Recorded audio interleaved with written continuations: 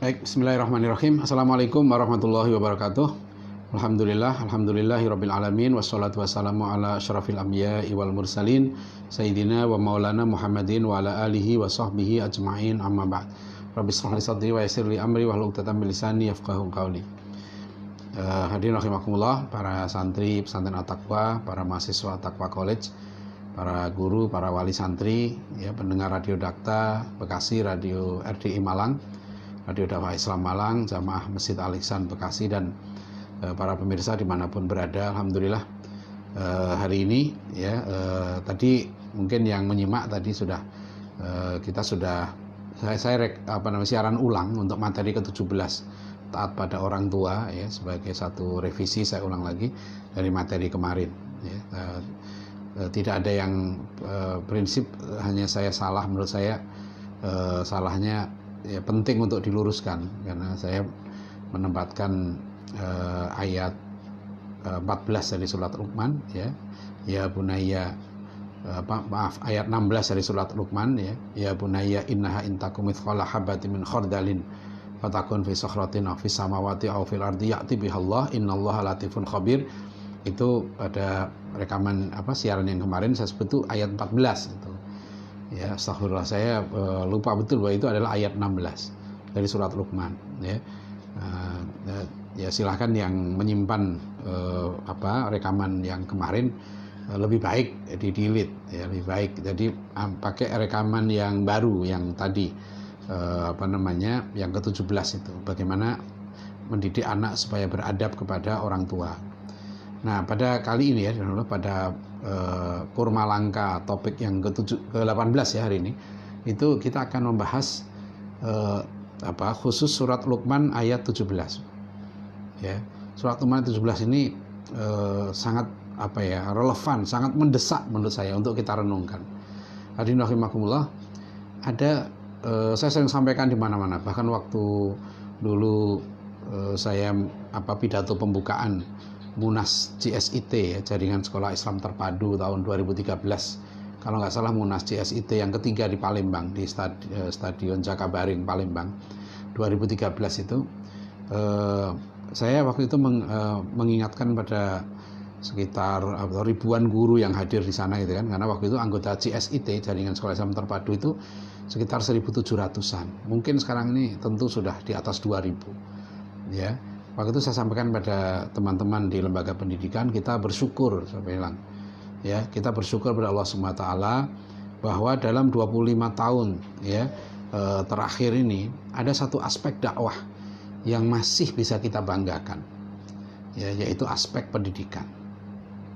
Ya, kalau kita bicara aspek dakwah, ya, di bidang ekonomi, di bidang politik, di bidang kesehatan, di bidang media gitu, itu ya silahkan dinilai sendirilah, ya, perkembangan kita seperti apa. Tapi kalau kita bicara pendidikan, ya, bicara pendidikan, terutama pendidikan di tingkat TK, dasar dan menengah, kita bersyukur. Kenapa? Ada dua hal prestasi besar yang kita capai di situ. Satu adalah lembaga-lembaga pendidikan Islam itu telah mendapatkan pengakuan, ya, pengakuan tuh diakui dia sudah, termasuk oleh pemerintah, ya. Dan yang kedua, mendapatkan kepercayaan. Dan kepercayaan ini luar biasa. Saya sudah keliling, ya, ke berbagai pesantren, sekolah-sekolah Islam. Ratusan, alhamdulillah, saya sudah mengunjungi. Ya, termasuk sekolah-sekolah Islam yang dikatakan sekolah-sekolah yang elit lah gitu ya. Ya, ada yang untuk tingkat SMP saja uang masuknya sudah di atas 100 juta. Ya, ada yang SMA Islam gitu ya. Itu uang masuknya sudah 150 juta. Uang masuknya saja itu, ya. Ada yang uang masuknya tingkat SMP tapi boarding gitu, 125 juta, ya, bulanannya 8 juta. Ya, itu jauh lebih mahal daripada banyak universitas. Ya, tapi itu ada banyak orang tua muslim, ya. Yang saya salut adalah saya ketemu seorang wali muridnya gitu, dia mengatakan saya nggak keberatan membayar 150 juta untuk sekolah itu. Ya, dia nggak keberatan. Artinya apa? Mau loh orang tua itu, ya kan, untuk pendidikan anaknya. Dia sudah nggak tergiur gitu ya. Anak saya kirimkan ke sekolah sekolah favorit, sekolah negeri gitu kan, supaya nanti bisa begini ya. Ya, saya punya mahasiswa itu kepala sekolah, satu sekolah internasional di Jakarta, sekolah Islam internasional. Sampai saya tanya dia tuh, kamu kok orang tua itu mau masuk sekolah kamu, ya, bayar mahal. Apa sih sebetulnya yang menarik itu dari sekolah kamu ini apa? Saya tanya. Dia bilang agama, Pak. Kok agama gimana? Iya, orang tua ini rata-rata mereka ini orang kaya. Ya, ada yang kapolda, ada yang pengusaha, ada yang tokoh agama. Pokoknya orang-orang hebat lah gitu, orang terkenal lah gitu deh yang masuk sekolah dia itu seneng dia bilang itu. Mereka sebenarnya kalau mau nyekolahkan anaknya ke luar negeri, kalau bahasa Inggris sih bisa, tapi masuk ke sekolah kami ini karena mereka seneng lihat anaknya itu berubah gitu loh, akhlaknya berubah ya kan? Mudir pesantren At-Taqwa ini Dr. Muhammad Ardiansyah itu 7 tahun menjadi guru di sekolah internasional ya. Beliau cerita bagaimana dinamika mendidik anaknya orang-orang yang kaya ini ya. Nah, saya nggak ingin menyinggung masalah ini, tapi tema kita adalah itu harus sekalian. Kita tuh alhamdulillah ya maju sekali dapat kepercayaan yang tinggi itu. Dulu nggak begitu ya. Saya baru bongkar-bongkar perpustakaan saya di pesantren ini gitu ya. Ternyata saya ketemu itu buku kecil fatwa BKSPP, Badan Kerjasama Pondok Pesantren Jawa Barat, dulu pernah buat fatwa tahun 80-an. Isinya apa? Mengharamkan ya anak muslim sekolah di sekolah non-Islam. Itu isi fatwanya. Nah, sekarang di 90-an awal ya, akhir 80-an itu mulailah ya berdiri banyak rintisan-rintisan sekolah Islam. Ya, dan itu yang merintis adalah kalangan menengah muslim ya. Ya, kalau di Surabaya sekolah Al-Hikmah, dulu sekolah Al-Falah ya kan, Nurul Fikri dan banyak lagi yang lain ya. Di Jogja itu saya pernah ngisi satu sekolah juga, itu juga nggak lama setelah Nurul Fikri gitu ya, berdiri juga dan tempat-tempat lain, alhamdulillah. Nah, tapi ini pernah hadir sekarang ini, saya diajak bicara dari hati ke hati oleh seorang pengurus yayasan dari satu sekolah sangat terkenal, sekolah bahkan bisa dikatakan itu, saya menyebut itu satu sekolah terbaik lah, salah satu sekolah Islam terbaik itu ya. Tapi sang pengurus yayasan itu cerita ke saya ya, bagaimana ya anak-anak kita ini supaya punya daya tahan ya, pemikiran yang bagus, akhlak yang bagus gitu ya. Ya, karena rupanya setelah lulus ya mereka masuk ke berbagai perguruan tinggi ini, itu banyak yang berubah itu ya, pola pikir Islamnya berubah gitu ya. Saya pernah diundang juga ke satu sekolah terkenal, saya nggak usah sebut namanya ya, untuk mengisi anak kelas 3 SMA-nya tentang pemikiran Islam itu ya. Jadi terutama anak-anak yang tingkat SMA, tingkat akhir ini gitu kan mereka mau masuk perguruan tinggi. Itu yang waktu itu ini bagus program sekolah ini ya, kita isi daurah tentang pemikiran Islam. Nah, beliau tanya ke saya. Nah, saya kebetulan saya juga sedang merenungkan ini lama, dan dari kajian-kajian ya berbagai disertasi juga, saya akhirnya menimbulkan kuncinya ini sekalian. Kalau kita mau umat Islam ini menang, jadi setelah kita mencapai kemajuan, keberhasilan, prestasi-prestasi di bidang pendidikan Islam, maka yang sekarang perlu kita renungkan ini adalah surat Luqman ayat 17 ini. Ya, di mana Luqman menasihati anaknya, ya bunayya aqimis shalah wa'mur bil ma'ruf wanha 'anil munkar wasbir 'ala ma asabak inna dzalika min asmil umur. Lihat acara Al-Qur'an ya, mendidik ini. Dari mulai Nabi Nuh, mulai Nabi Ibrahim, Nabi Ayub dan seterusnya para nabi sampai Luqman ini. Itu nggak ada yang didik anaknya itu ya, itu jadilah kamu nanti orang kaya, jadilah kamu nanti orang yang terkenal gitu. Lihat itu enggak. Selalu yang dikatakan jadilah kamu orang baik. Ya. Ini penting ini, karena nanti mendidik orang ya, orang baik ini beda metodenya dengan mendidik orang dia menjadi manusia yang baik atau menjadi karyawan yang baik. Ya, menjadi buruh yang baik, itu beda. Ya, sebab manusia yang baik pasti dia akan jadi karyawan yang baik. Manusia yang baik pasti warga negara yang baik. Bedanya begini, kalau dia manusia yang baik, dia warga negara yang baik pasti itu. Warga negara yang baik itu kalau pemimpin negaranya benar, ya, dia baik, dia dukung. Karena dia tugasnya mendukung kebenaran. Tapi kalau ya pemimpinnya tidak benar gitu ya, maka dia lakukan tausiah. Itu manusia yang baik. Dulu Nazi Jerman gitu kan, Jepang waktu Perang Dunia Kedua itu mendidik warga negaranya menjadi warga negara yang baik. Tapi bukan manusia yang baik. Mereka diajari bunuh. Ya, mereka yang penting setia, loyal pada negaranya. Begitu juga buruh yang baik, karyawan yang baik, yang penting loyal sama perusahaannya. Apakah jual yang haram atau tidak, ya, apakah jualannya nipu atau tidak, caranya jorok atau enggak, itu iklannya benar atau enggak penting. Yang penting kamu kerja, ya, kamu karyawan yang baik karena kamu loyal, ya kan, kepada perusahaannya. Nah, kita mendidik ini jadi apa? Jadi manusia yang baik. Nah, manusia yang baik kan sekalian, itu Al-Quran sudah menyebutkan kuntum khaira ummah. Kamu itu umat terbaik, ukhrijat linnas. Apa yang terbaik itu? Ta'muruna bil ma'ruf wa tanhauna 'anil munkar. Ciri yang melekat pada umat yang terbaik itu adalah menjadi pejuang penegak kebenaran, ya, pejuang untuk melawan kemungkaran, melawan yang batil, ya. Ini cirinya. Jadi orang baik itu orang yang bermanfaat pada sesama, orang yang peduli sesama, ya. Ini nanti ya, ini harus kita turunkan dalam bentuk target-target kompetensi pembelajaran. Ya, kalau kita sudah menentukan tujuan pendidikan seperti ini, ya, nanti insya Allah beberapa hari berikutnya kita akan bahas masing-masing jenjang, ya, adab pembelajaran ketika di SMP, di SMA, perguruan tinggi itu seperti apa. Ini kita turunkan, ya, targetnya. Nah, salah satu nilai penting ini sekalian yang ditanamkan oleh Luqman pada anaknya adalah, wahai anakku, jadilah kamu pejuang. Jadi sholat ini, ya, tegakkan sholat, ya, dirikan sholat, ya. Tapi dampaknya bukan hanya untuk kamu saja, diri kamu saja. Tapi jadilah kamu pejuang. Karena kalau orang itu sholatnya sudah beres, ya, tadi kan kita lihat ya, anak itu diajari adab pada Allah. Ya bunayya la tusyrik billah. Kemudian beradab pada orang tua. Kemudian kesadaran ihsan. Ya, ayat 16 ini.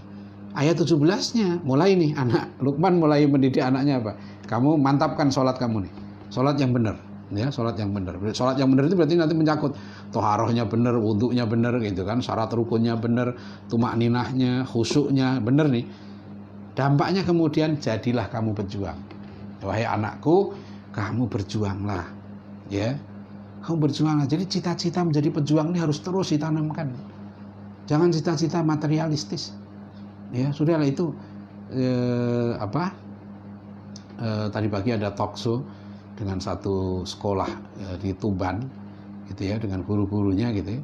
Itu saya ceritakan ya bagaimana ke anak-anak, ke santri itu tetap surat Luqman ayat 17 ini. Kamu cita-cita kamu apa belajar ini? Ya, kita ini umat Nabi Muhammad SAW. Kita umat yang mulia, umat para nabi. Apa kan? Umat berjuang. Saya ingat kan dulu kan waktu kampus UI ya, bangga gitu kan. Apa sih ketika kampus Salemba UI dulu kan, UI itu kampus apa? Kampus perjuangan kan gitu. Kampus saya Universitas Ibnu Khaldun Bogor juga begitu, kampus perjuangan. Karena bangga, tapi kata perjuangan kadang sekarang ini menjadi agak kurang enak gitu, karena seolah-olah kalau kalau ada partai pecah gitu ya, terus nanti yang baru bikin ini partai perjuangan, bukan begitu. Ini perjuangan dalam arti berjuang karena Allah, ya, menegakkan amar ma'ruf nahi mungkar itu. Dan ini menunjukkan orang tua itu harus menanamkan nilai-nilai ini, nilai-nilai cinta pada kebenaran itu dari rumah itu. Ini peran orang tua yang sangat penting sekarang, mumpung kita intensif kan di interaksi di rumah ini. Terus ya, anak-anak itu tanamkan nilai-nilai ini, kamu bermanfaat ya bagi sesama, berjuang. Karena Allah itu sudah menjanjikan rezeki ya kepada orang yang berjuang, menjamin rezekinya. Ya, in tansurullaha yansurkum wa yutsabbit aqdamakum. Jika kamu menolong agama Allah, maka kamu akan ditolong oleh Allah dan diteguhkan kedudukanmu. Itu janji Allah. Ya. Jadi kenapa? Karena saya dulu kalau ketemu dengan guru-guru politik saya gitu, karena waktu saya jadi wartawan tuh saya intensif ya diskusi berguru lah ya, kepada Pak almarhum Pak Hartono Marjono, almarhum Pak Husni Tamrin, dulu beliau wakil ketua MPR, almarhum Pak Husein Umar gitu ya. Kalau dulu kita ketemu tokoh-tokoh itu, saya ke rumahnya itu, nasihat yang sering disampaikan ke saya itu, ya, sampai almarhum Pak Husni Tamrin ini dulu pernah jadi ketua umum pelajar Islam Indonesia. Beliau waktu itu wakil ketua MPR itu, saya masih ingat tuh, sampai beliau itu nasihati saya begini, saudara Adian, sudahlah, kamu itu gak usah mikir diri kamu katanya, pikir umat saja, pikir masalah umat saja, ya, nanti diri kamu ada yang mikir. Itu Pak Husni Tamrin itu sampai punya resep seperti itu, ya. Jadi kalau Pak almarhum Pak Hartono Marjono itu, ayat yang beliau pegang itu, beliau bukan orang yang ulumudinya hebat gitu, enggak, tapi ayat ini beliau pegang. Dia sampai cerita ke saya, "Dek, saya sejak lulus dari sarjana hukum di UI itu, dari dulu nggak pernah saya ngelamar kerja dulu. Ya, ayat yang saya pegang ini, ya, jika kamu menolong agama Allah, pasti kamu ditolong oleh Allah." Udah itu, pegang itu. Pasti kamu ditolong Allah. Niat berjuang karena Allah. Ya, maka beliau cerita ke saya sejak SMP itu sudah datang kepada tokoh-tokoh, masih pakai celana pendek. Beliau bilang ke saya sudah datang kepada Mr. Muhammad Rum, dan tokoh-tokoh itu kalau saya datang seperti Pak Rum itu ngasih saya buku. Saya masih SMP itu disuruh baca buku oleh Pak Rum. Ya. Jadi itu dulu orang-orang tua kita ini. Itulah yang kita saksikan sekarang, ya. Islam ini hidup, ya. Kita dijajah sekalian di Indonesia ini ratusan tahun, bukan sembarangan loh. Penjajah itu ada misi, ya, untuk memurtadkan orang Islam. Ada misi gold, gospel, and glory itu. Berbagai cara digunakan, ya, untuk mengubah agama mayoritas, ya, dari Muslim, ya, ke bukan Islam. Ya, misionaris itu berjalan dengan sangat kuat. Ya, tapi kenapa kemudian kita jumpai, kita bersyukur hampir tidak kita jumpai, ya, di negeri kita ini, ya, ada riwayat orang Muslim masif keluar dari agama Islam. Jakarta ini dulu gubernurnya itu mungkin ratusan tahun kali, atau itu bukan Islam. Gubernur Jenderal Jakarta ini, ya, gubernur Jakarta ini dari dulu waktu dijajah itu kan bukan Muslim, ya. Ya, tapi coba, ya, mayoritas masyarakat Jabodetabek ini tetap Muslim. Nah, itu kalau kita pelajari, menariknya apa? Peran dari para guru. Madrasah-madrasah di Jakarta, ya, dulu ada madrasah Guru Mughni itu di Kuningan, sekarang masih ada masjidnya itu. Ya, cucu dari Guru Mughni sekarang kan Dr. Lutfi Fatullah itu. Ya, itu kalau kita ke situ masih ada masjid, masih ada sekolahnya gitu kan. Ada Guru Mansur, ini kakeknya Yusuf Mansur, ya. Ada Guru Marzuki di Klender. Ya, nanti ada guru siapa? Kuitang. Ya, Guru Habib Abdurrahman Kuitang tuh. Itu kalau kita pelajari itu, ya, ada itu buku itu, tesis S2 di UI tentang peran madrasah-madrasah di Jakarta ini. Itu luar biasa, Pak, menjaga umat ini. Jadi guru-guru yang hebat ini punya murid-murid gitu kan, punya murid-murid itulah yang nanti mengawal akidah dan akhlak umat itu. Jadi kalau kita di Jakarta ini kan banyak nih gang Haji Baping, gang Haji Haji Samali gitu ya, gang Haji ini. Itu dulu ustadz-ustadz di situ. Ya. Dan ini juga dulu, ya, dari penjajah itu menguasai, ya, sektor politik, ekonomi, segala macam. Tapi lembaga-lembaga pendidikan kita dulu itu melahirkan para pejuang. Maka pesan Kiai Haji Imam Zarkasi, pendiri Gontor, yang sangat penting, bisa dilihat di YouTube tuh. Ya, salah satunya Pak Kiai Imam Zarkasi, suara aja beliau mengatakan, kalian akan aku didik, ya, kira-kira begitu, menjadi orang besar. Ya, menjadi orang besar. Apa orang besar itu? Bukan kamu jadi pejabat, ketua partai, pengusaha. Orang besar yang aku maksud ini, kalian pergi kemana saja, ke pelosok-pelosok gunung, ke kampung-kampung. Di situ kalian mengajarkan ilmu. Nah, itu pejuang. Ya, berjuang. Saya sering mengulang-ulang ini dalam khutbah, dalam tulisan saya, karena ini menarik, karena anak saya dulu 2 yang nyantri di Gontor, ya, sekarang sudah selesai semua. ya. Ke anak saya juga saya bilang dulu yang sekarang di Mesir itu, ya, yang nomor 2, itu kalau kamu lulus Gontor mau ngapain gitu ya. Mau kuliah. Nah itu saya kritik kan, sambil senyum saya bilang, keliru, masa lulus pesantren kok kuliah. Lulus pesantren itu berjuang, ya, berjihad fisabilillah. Dan berjihad fisabilillah, berjuang itu bagi guru-guru pesantren dulu, kiai-kiai itu artinya mengajarkan ilmunya. Jadi kata Syekh Azhar Nuji, ya, pengarang kitab Ta'limul Muta'alim, namanya ilmu yang bermanfaat kan anak disuruh berdoa nih, kita semua juga disuruh berdoa. Allahumma inna nas'aluka ilman nafi'an wa rizqan thayyiban wa amalan mutaqabbalan. Ya. Ya Allah, ya, karuniakanlah kepada kami ilmu yang bermanfaat, rizki yang baik, dan amal yang diterima. Nah, ilmu yang bermanfaat itu apa? Kata Syekh Azhar Nuji, ilmu itu bermanfaat kalau 1, ilmu itu diamalkan, 2, ilmu itu diajarkan. Itu. Jadi makanya dulu di pesantren itu kita itu selalu dipersiapkan untuk ke masyarakat. Ya, itu takut, Pak. Makanya dulu salah satu yang kiai nggak mau, Pak, itu apa? Itu ngasih ijazah formal, nggak mau. Ya, jadi saya pernah mengisi ceramah, mungkin udah 15 tahun yang lalu kali gitu ya, atau 12 tahun yang lalu, saya lupa, di satu pesantren besar di Garut, pesantren Bentar. Dulu kiainya itu almarhum Ustadz Entang Mukhtar, ya, beliau masih sekarang udah wafat ya. Ustadz Entang itu ketika menyampaikan sambutan itu menceritakan, cerita itu terngiang-ngiang di telinga saya itu. Dulu katanya ya guru beliau di pesantren itu ya, itu pernah menyampaikan ijazah itu ya kepada anak lulusan aliyah di situ. Itu ngasih ijazah itu sambil mendoakan, ya, mudah-mudahan ijazah ini tidak laku. Ya. Sampai ada pondok pesantren di lingkungan Persis itu yang sampai sekarang masih ada, Pak. Ya. Yang tidak mau ambil yang formal. Ya. Bahkan penggantinya Ahsan, yaitu Ustadz Abdurrahman, ya, itu jadi pimpinan Persis selama sekali. Nah, itu disertasi doktornya Dr. Dwi Budiman, ya, itu rektor atau ketua Sekolah Tinggi Ilmu Dakwah Muhammad Nasir, itu disertasinya tentang kaderisasi ulama, ya, Ustadz Abdurrahman.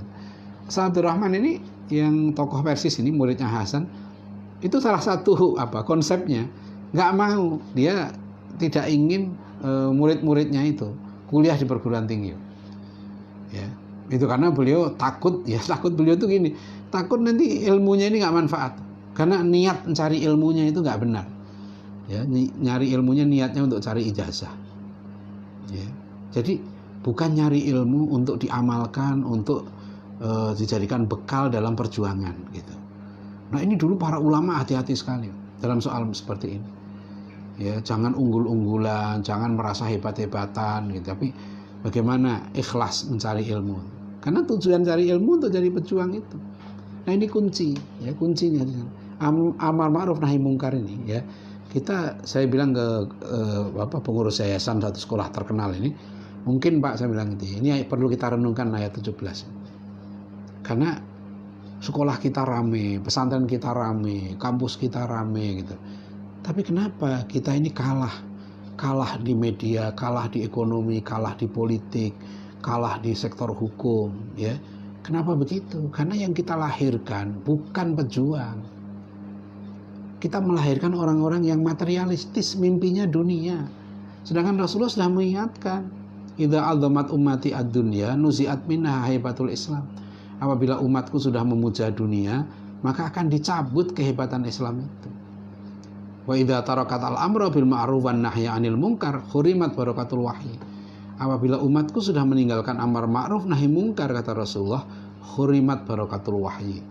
Diharamkan keberkahan wahyu atas mereka. Ya, ngeri kan, keberkahan, ya, hidup yang berkah karena nggak mau berjuang. Tugas umat Muhammad SAW ini berjuang, ini ya, beda dengan monyet. Kalau tugasnya monyet, ya, monyet itu hidup memang survive, bagaimana bisa makan. Nah, kalau teori-teori pendidikan kita mengarahkan begitu, manusia itu adalah kelas tertinggi dari monyet. Tujuan hidupnya untuk cari makan, maka kebutuhan primer adalah sandang, papan, pangan. Semua begitu, bagaimana bisa cari makan, Bukan itu nggak penting, penting. Bahkan orang itu ya kalau dia nggak mau cari nafkah itu marah. Ya, Rasulullah SAW menegur keras karena orang harus wajib bekerja itu. Tapi itu bukan yang utama. Yang utama jadi orang baik, jadi orang soleh, orang bertakwa pada Allah. Jadi itu kan kita ulang-ulang lagi ya kan. Kenapa konstitusi kita mengatakan begitu? Bangsa kita ini kalau bukan karena mental para pejuang begitu, kita apa bisa merdeka? Tahun 45 itu yang datang ke negeri kita bukan sembarangan. Itu tentara sekutu. Tentara sekutu itu pemenang Perang Dunia Kedua. Coba, bukan sembarangan itu. Yang datang ke sini itu pemenang Perang Dunia Kedua. Ya. Jadi seperti tentara sekutu masuk ke Yerusalem, tentara Inggris waktu itu, tahun 1918. Membawa milisi-milisi Yahudi. Dari 1918 itulah sudah masuk milisi-milisi Yahudi yang membonceng tentara Inggris ke Yerusalem. Maka sejak itu nanti ya mulailah teror-teror. Ya, teror-teror, ya, tanah-tanah orang Palestina dibeli. Kemudian imigrasi besar-besaran orang Yahudi ke Yerusalem, ke Palestina itu. Ya, sehingga 1948 negara Israel berdiri. Ketika negara Israel berdiri, jumlah orang Yahudi di Palestina itu nggak sampai setengahnya dari penduduk. Tapi tahun 47 PBB sudah mengeluarkan resolusi ya untuk membagi Palestina menjadi dua, separuh untuk Yahudi, separuh untuk Arab. Nah, saya kembali sekalian ini penting ya untuk kita evaluasi. Ya, saya mohon maaf kalau di pondok pesantren At-Taqwa ini kalau orang tua gitu ya datang ini sering saya kalau pengarahan wali santri itu selalu saya sampaikan, kalau bapak ibu sekalian cita-citanya gitu ya pengen anaknya masuk masuk kampus ini kampus itu gitu ya, maka saya bilang kalau itu tujuan utamanya ya kan itu nggak tepat di sini ya. Di sini kalau mau cari ilmu jadi orang soleh ya, ingin jadi pejuang, itu tuh cita-citanya harus sama itu antara orang tua ya santri dengan lembaga pendidikan Islam harus sama. Apa yang mau dilahirkan ya dari lembaga itu. Nah, kalau lembaga itu bukan lembaga perjuangan, saya kurang sepakat. Ya, jadi menurut saya dari konsep pendidikan Islam itu dari zaman Rasulullah dulu yang namanya lembaga pendidikan itu ya adalah lembaga perjuangan. Ya, itu bukan lembaga bisnis. Jadi lembaga perjuangan ini ya adalah lembaga untuk melahirkan para pejuang. Ya, maka kemarin saya bilang bahwa guru itu adalah mujahid, guru itu pejuang. Guru itu pejuang intelektual. Ya, guru harus mengajar ikhlas, ya, mendidik dengan ikhlas, mendidik sungguh-sungguh. Nah, tapi ya, karena guru itu pejuang, guru itu mujahid, guru harus diperhatikan juga. Ya, mujahid ini dihormati. Ya, Khalifah Umar bin Khattab sangat memuliakan mujahid-mujahid sampai keluarga mujahid perang Badar itu. Ya. Terus ya namanya keluarga pejuang. Nah, lembaga pendidikan kita harus melahirkan inilah ya, kunci harus melahirkan pejuang. Ya, ini kunci kemenangan. Kunci kemenangan umat Islam. Ke depan ya, kita sekali lagi kita fokus ke 2045 ya, ada 25 tahun. Ya, sekarang berbagai pihak sekarang ingin melahirkan Indonesia emas. Indonesia emas lahir dari mana? Ya lahir dari generasi. Ya kan, yang kita lahirkan ini manusia, ya manusia yang mampu melahirkan tatanan, ya Indonesia emas itu dari sekarang kita siapkan kurikulumnya. Nah, kriteria penting dalam surat Luqman ayat 17 ini adalah ya bunayya aqimis shalah wa'mur bil ma'ruf wanha 'anil munkar wasbir 'ala ma asabak. Dan generasi ini sabar, berjuang sabar apa yang menimpa mereka. Ya, inna dzalika min asmil umur. Nah, itulah perkara yang besar ya dalam agama kita ini. Nah, demikian hadirin rahimakumullah ya, mudah-mudahan kita semua mendapatkan ridha dari Allah SWT, diberikan kemampuan ya untuk menjalankan ibadah Ramadan sebaik-baiknya dan juga ya mendidik anak-anak kita supaya menjadi anak-anak yang soleh, anak-anak yang berguna bagi dirinya, berguna bagi keluarganya, berguna bagi masyarakat, bagi umat dan bagi bangsa kita, bagi umat manusia semua. Demikian, mohon maaf ada kekurangan. Pas ini alhamdulillah hujan sedang turun ya. Mudah-mudahan bisa difahami, dan saya mohon maaf ada kata-kata yang kurang berkenan. Bila taufik wal hidayah. Assalamualaikum warahmatullahi wabarakatuh.